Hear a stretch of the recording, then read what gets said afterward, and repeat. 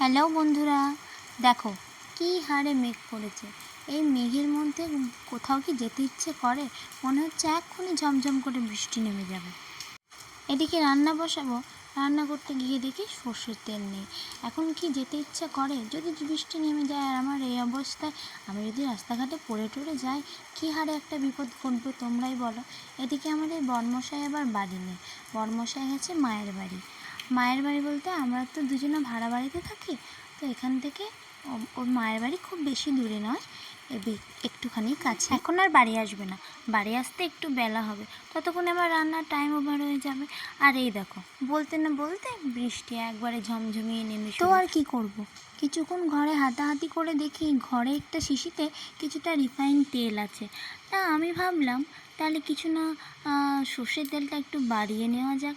তা আমি কি করলাম, রিফাইন তেলের শিশিটা থেকে কিছুটা তেল সর্ষের তেলের মধ্যে ঢেলে দিলাম। সর্ষের তেলের শিশিতে কিছুটা তেল ছিল, আর কিছুটা তেল হলেই আজকে রান্নাটা হয়ে যাবে। তো যেইটুকুনি বাকি ছিল সেইটুকুনি আমি রিফাইন তেল দিয়ে পূরণ করে দিলাম। বুদ্ধিটা কেমন হলো বলো? তা মানে স্বাদটাও সেরম হবে, খুব বেশি রিফাইন তেলও লাগবে না, খুব বেশি সর্ষের তেলের মতো স্বাদও লাগবে না, মোটামুটি লাগবে। এদিকে আমার ভাত বসানো হয়ে গেছে, কেন জানি না গ্যাসটা ফটফট ফটফট করছে, আর তলা দিয়ে দেখো কেমন জানি একটা গ্যাস বেরোচ্ছে। আর এদিকে আমি চালটা ধুয়ে রেখে দিয়েছি। আমি চালটা আগেই ধুয়ে রেখে দিই, 5-10 মিনিট আগে কিছুটা চাল ভেজলে ভাতটা ভালো হয়। আর এদিকে পুঁই শাকও কেটে রেখেছি। এই যে আজকে আমাদের ডিমের ঝোল হবে, আমরা দুজনা দুবেলায় দুটো চারটে, তো ডিমটাও ধুয়ে রেখে দিয়েছি। আজকে ডিমটা ভাতের সাথেই সেদ্ধ দিয়ে দেবো, তাহলে আলাদা করে গ্যাস পুড়বে না। আর এদিকে তোমার হচ্ছে পুঁই শাকটাও ভালো করে কেটে ধুয়ে রেখে দিয়েছি। আর এদিকে ডিমের জন্য মশলা করে রেখে দিয়েছি।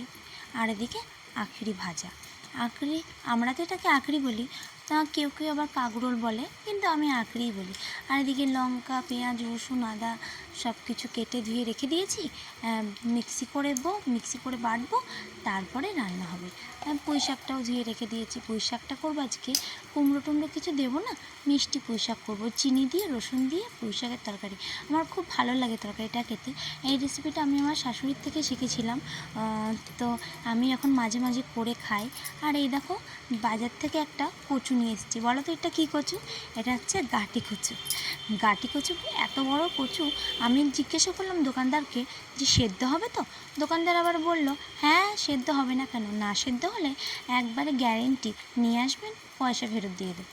তা আমিও ভাবলাম গ্যারেন্টি যখন দিচ্ছে তখন একটা নিয়েই যাই। আমার আবার গাঁটি কচু খেতে ভীষণ ভালো লাগে। আর বাজারে যে চড়া দাম, পেঁয়াজগুলো নিল 50 টাকা কেজি, আর রসুন 3টে ছোটো ছোটো রসুন হলো, রসুন 3টে নিল হচ্ছে 13 টাকা দাম।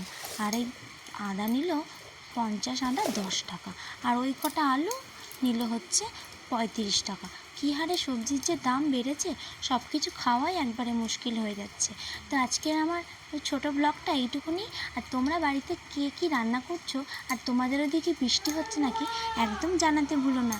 আর কী কী তোমাদের বাড়িতে আজকে রান্না হচ্ছে সেটাও কমেন্টে জানাতে ভুলো না। আজকের মতো টাটা, ভালো থেকো, সুস্থ থেকো, দেখা হবে পরের ভিডিওতে।